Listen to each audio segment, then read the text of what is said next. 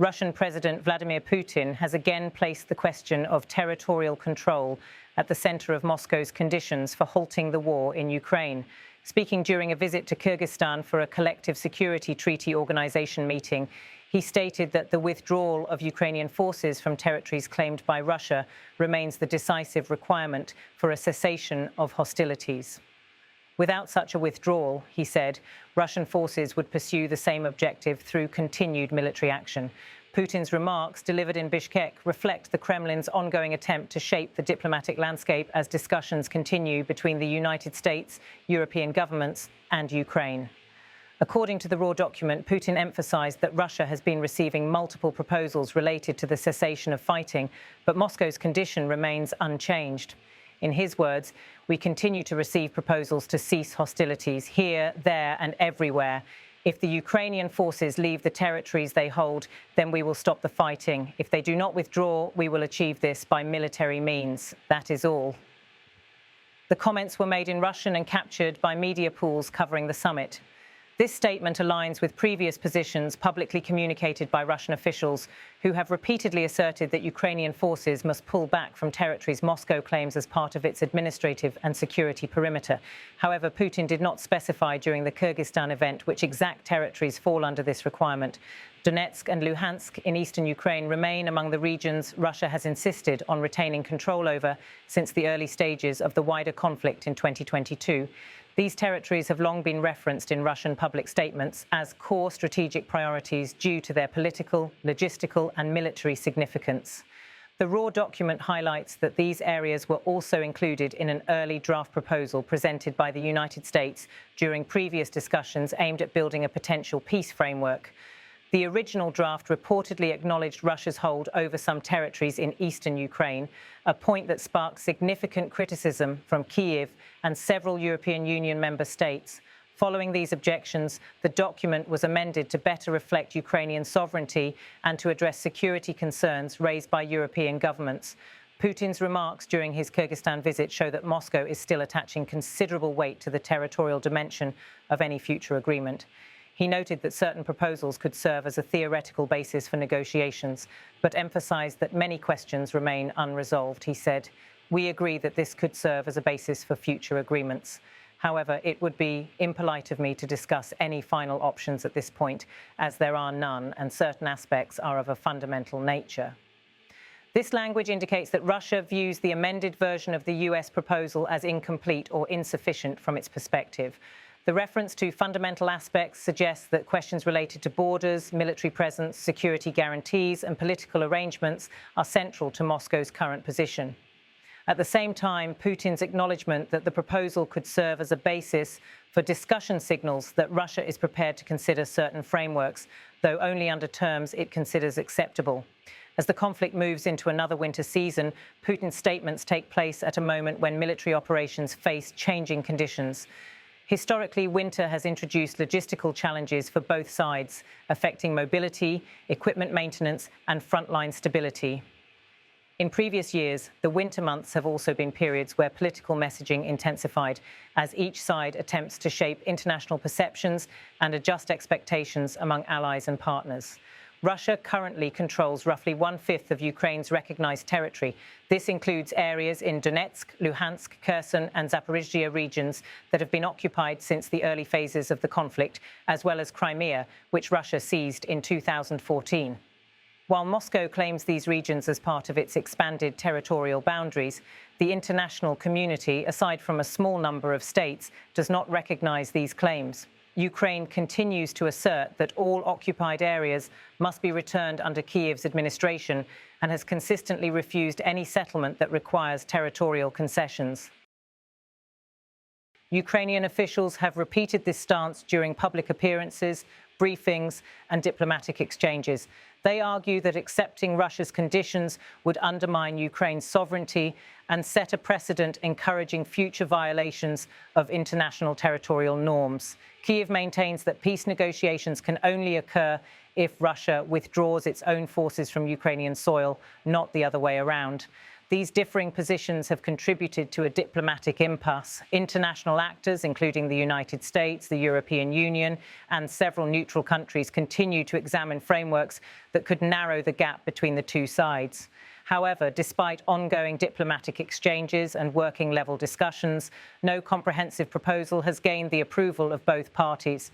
The raw document references that the earlier US proposal went through revisions due to criticism from Ukraine and EU governments, illustrating the difficulty of crafting a plan that is acceptable across various stakeholders. Putin's appearance in Bishkek also reflects Russia's broader effort to demonstrate that it retains close relationships within regional security structures. The footage described in the raw material shows Putin alongside Belarusian President Alexander Lukashenko, Kazakhstan President Kassym-Jomart Tokayev, Kyrgyzstan President Sadir Japarov, Tajikistan President Emomali Rahmon, and CSTO Secretary-General Imangali Tasmagambetov. These leaders were photographed together as part of the Collective Security Treaty Organization Summit. The CSTO, composed of Russia, Belarus, Armenia, Kazakhstan, Kyrgyzstan, and Tajikistan, remains one of the regional groupings through which Russia maintains security influence across parts of the former Soviet Union.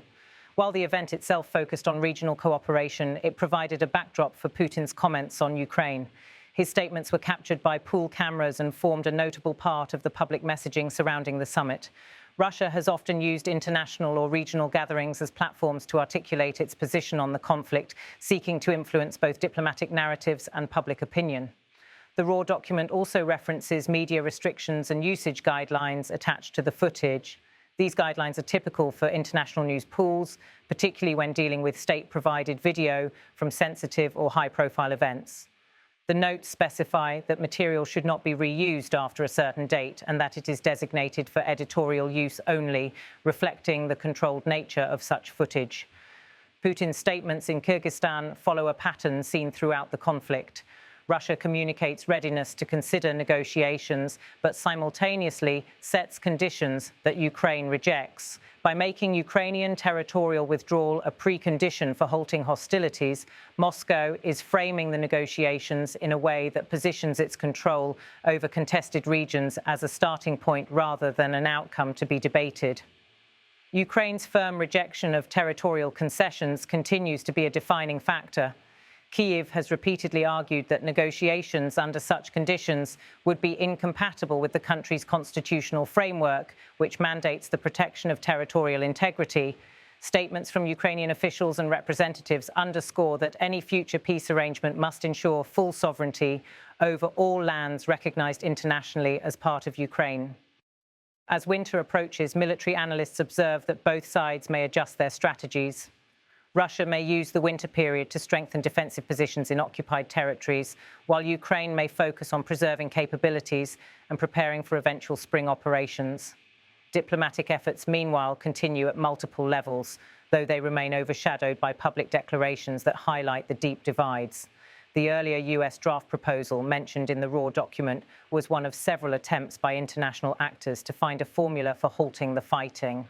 While it reportedly included territorial compromises in earlier stages, the subsequent amendments sought to address concerns raised by Ukraine and European partners. Putin's comments suggest that Russia still sees unresolved issues in the updated version. At the same time, the acknowledgement that it could serve as the basis for further agreements indicates that the Kremlin is keeping some diplomatic pathways open. The idea that certain proposals might be a basis suggests that negotiations, if they were to occur, would involve multiple stages and require adjustments from all sides. The references to fundamental issues indicate areas where Moscow is unlikely to compromise, such as its control over Crimea and the territories it claims to have annexed. Ukraine views these territories as illegally occupied, and any settlement involving changes to those regions remains politically unacceptable in Kyiv. Internationally, governments and organizations continue to call for renewed diplomatic efforts, citing the humanitarian, economic and security impacts of the conflict. The war has led to significant civilian displacement, major infrastructure damage and broader economic consequences for the region and beyond. Delays in negotiations maintain uncertainty, particularly for populations living along or near active front lines. Putin's firm reiteration of Russia's condition underscores the difficulty of bridging the gap between the two sides. While the Kremlin signals openness to considering certain frameworks, its territorial demands remain unchanged. Ukraine, meanwhile, maintains that any agreement requiring withdrawal from its own land would be unacceptable. The summit in Kyrgyzstan served as another platform for Putin to restate this position. The presence of CSTO leaders and the structured nature of the event provided an environment where the Kremlin could amplify its message. By delivering the statement in a formal setting, Putin reinforced the perception that Russia sees its territorial demands as part of its official, uncompromising policy. As discussions continue among international stakeholders, the positions laid out publicly by both Russia and Ukraine serve as the primary reference points shaping expectations. With winter conditions setting in and military operations entering a new phase, these statements take on additional significance. They guide diplomatic exchanges, influence strategic decisions, and shape public understanding of the conflict's trajectory. Although diplomatic channels remain active, the path to a negotiated settlement remains uncertain. The distance between Russian and Ukrainian positions persists, and each side continues to emphasize the conditions it considers essential. International efforts may continue to seek potential areas of compromise, but the fundamental disagreement over territorial control remains. Putin's remarks in Bishkek, particularly the statement that if the Ukrainian forces leave the territories they hold, then we will stop the fighting. If they do not withdraw, we will achieve this by military means, encapsulate the current state of the Kremlin's policy.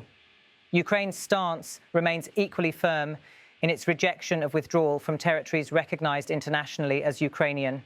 At this stage, the conflict continues, with both sides holding to positions that leave little room for immediate agreement. The latest statements reinforce that despite ongoing diplomatic movements, the central issues remain unresolved and deeply contested.